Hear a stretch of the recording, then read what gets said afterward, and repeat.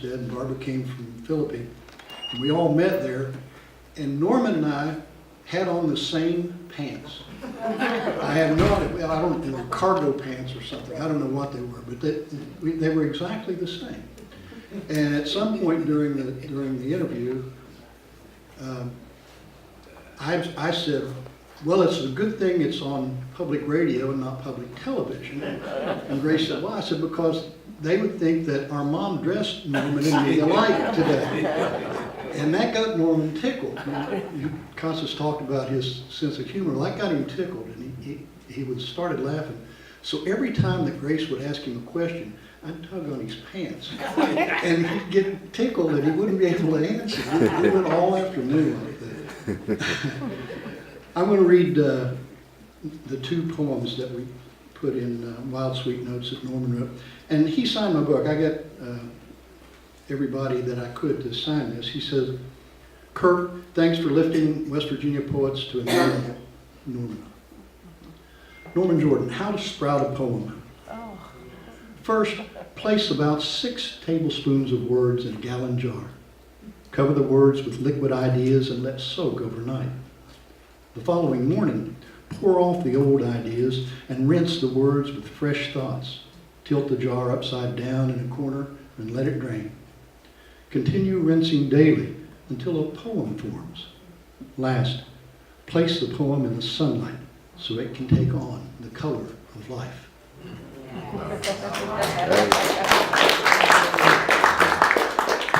And Hometown Boy, and this ain't nothing but a blues song. Now all the women like him. The men call him Chicago Joe. He's got a strange way out laugh that makes him a friend wherever he goes. Well, he's not from the Windy City, Chicago, as any fool can see.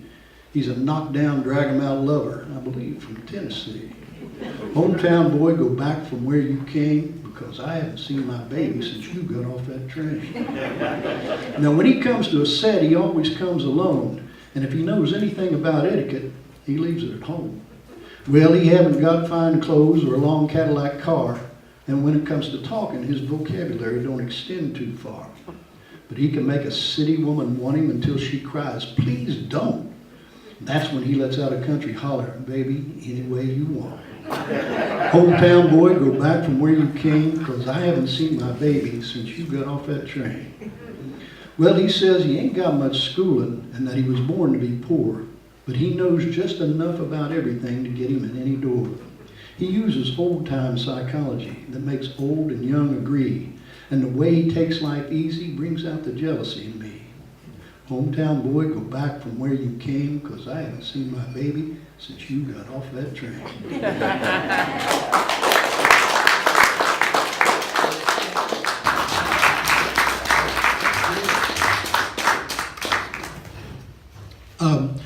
I was born and raised down Wayne County, but down in that part of the state, over on the Cabot County-Lincoln County line, there's a place called Salt Rock.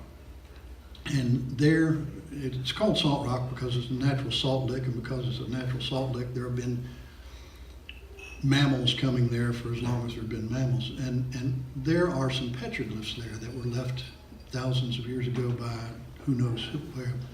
And there's a lot of objects on that rock, but the most interesting thing is a full-blown 6'6" figure of a man there with his hands outstretched. And I would go down there and look at those things and wonder what they were. And at about that time, the Voyager spacecraft was launched. Now, the last Voyager just left the solar system here just a couple of months ago. So I'm going to do this poem.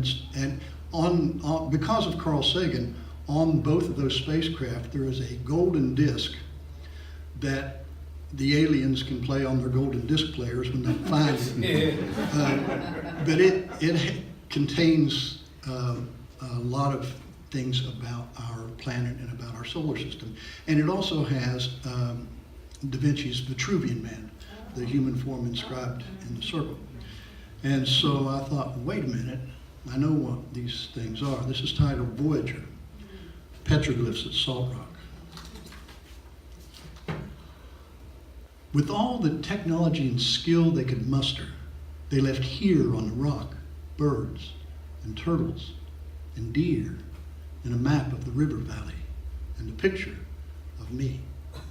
They sent it hurtling through time to proclaim, this is who we are and where we live and what we have.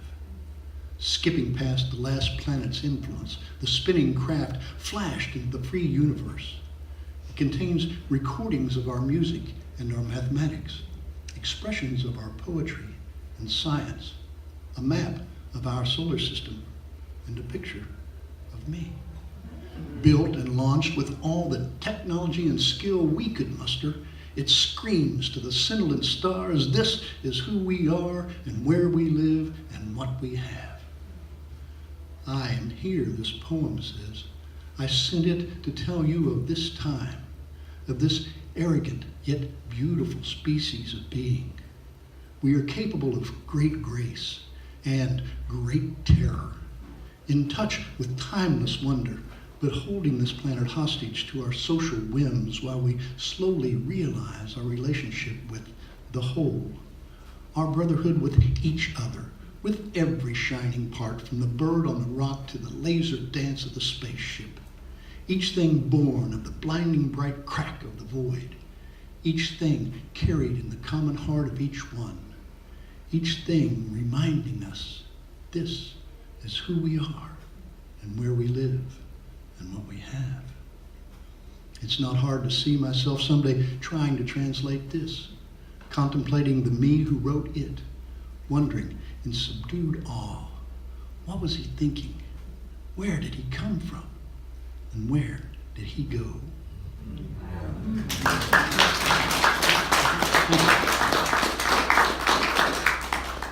And this one that's in the book. Now, I was an editor of this book, and I don't know how these things happen, but in the book, the title, the one word in the title is misspelled. But I guess that happens. This is kind of about the, every book.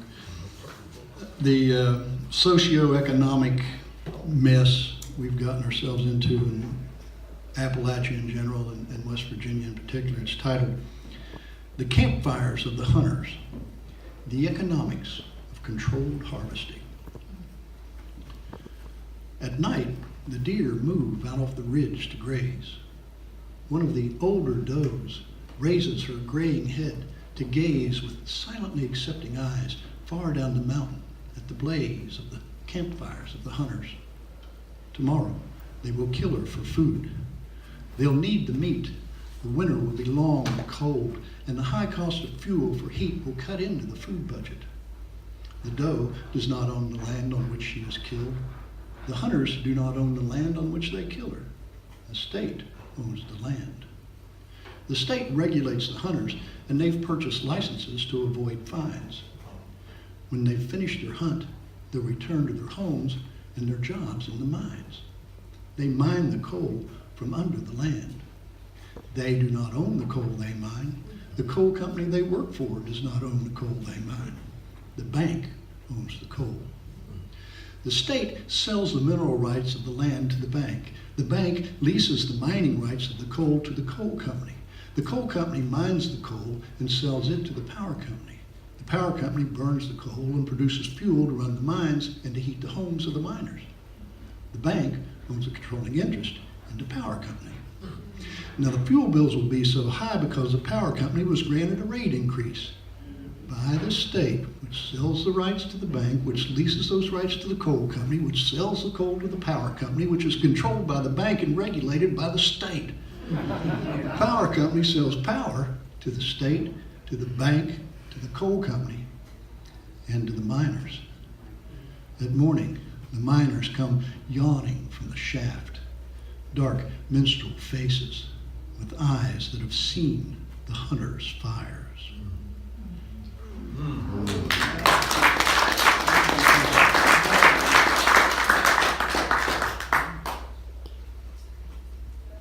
Just a few more new ones now. I wrote this in a little workshop that we did that Sherelle Weigel actually gave the The Exercise. She's back here. She's one of West Virginia's finest poets also. And this was an exercise that she did. It's kind of like the Where I'm From series of poets. This is kind of what you're of, or what you're made of. So I titled this Some. Of the gravel in the road, of the smooth rocks in the stream, of the lichen on the banks, of the squirrel's nest in the tree, of the moonshine in the jar, of the sunshine on the hill, of the fox track in the sand, of the sawdust in the mill, of the coal inside the fire, of the water in the spring, of the stars above the sky, of the blackbird's bloodied wing, of the warmth inside my bed, of the touch of your cool hand, of the iron under the bridge, of the losing of this land, of the trout and laurel run, of the yellow flower's hue, of the grass under my feet, of the years I've had with you, of the apple blossomed air, of the baby in my arms, of the berries on the vine, of the telling of the yarn, of the roads that ever go, of the eagle's lofty flight, of the travels yet to come, of the day and of the night, of the music of the earth, of the music of the wind, of the time that stays forever, of the end when it begins.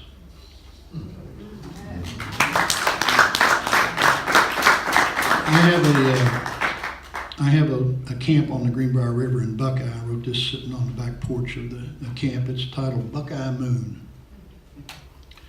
I talk to the moon. She winks. She blushes. She hides behind clouds. She coyly wraps herself in fog. But sometimes, sometimes, she answers.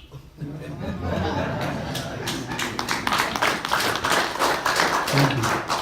This is one reason I wanted the curtains open. I drove down here from Morgantown this morning, and it is absolutely spectacular out there. This is a great spring. And the redbud is just full of itself. I mean, it's something else. And this poem is kind of about that. This is the poem is for my grandchildren. It's titled The Poetry of Trees. This is the way they write, with blossom and bloom and the beginnings of green. When you see them, you know you're hearing poetry, hearing words you no longer understand, hearing the sound of color. When you send your children to the top of the hill to look, when you send your grandchildren and their children and grandchildren to the top of the hill behind the barn to look down across the meadow in the small pond, when you send them to the top of the hill in April to look down at the edge of the wood there past the small pond in the meadow to see the poetry of the redbud in bloom, the clouds of purple whispering in that old language this elegy to this spring, whispering those purple clouds in that old language, the poetry these children will hear, will recognize, will never forget. When you send them, tell them this. Tell them I said to them, say to them now, I planted these for you.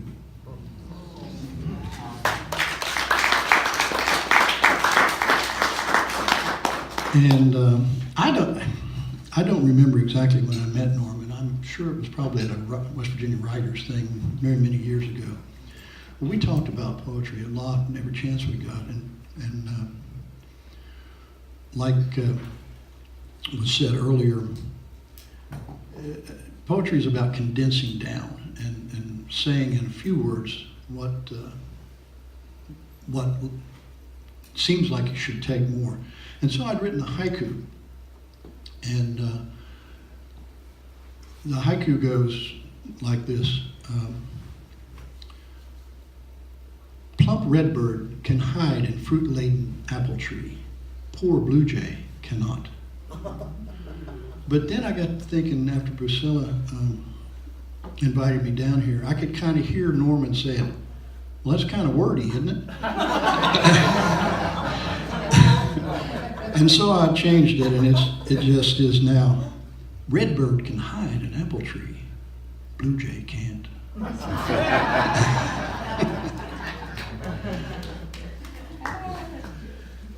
And one more recent poem. This is, I wrote this, I wander around in West Virginia. That's true. I always have, and I'm lucky that I still can. And a couple of years ago, I was wandering around, and I saw some animal behavior that I've never seen before.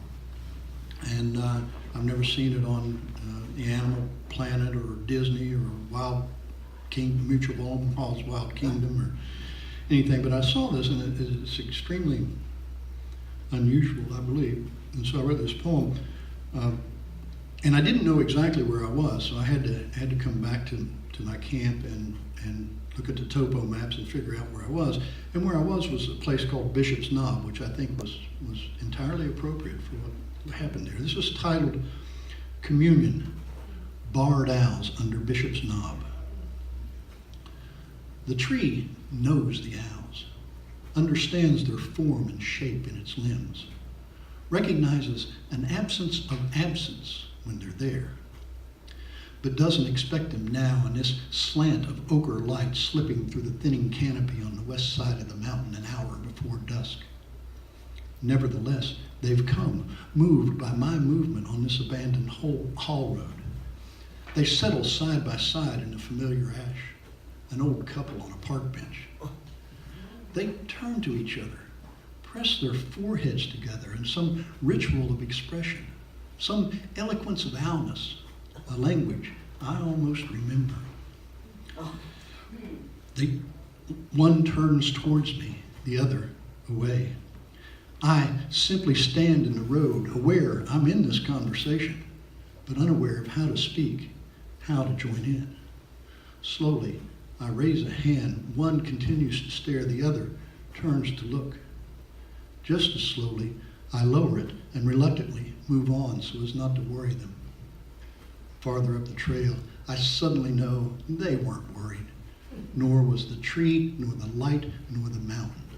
They all merely spoke to me in an owl moment. I heeded that small ceremony, witnessed, somehow heard, as I hear now, a slender whispered gratitude that I passed by and did not ask for more. Thank you very much.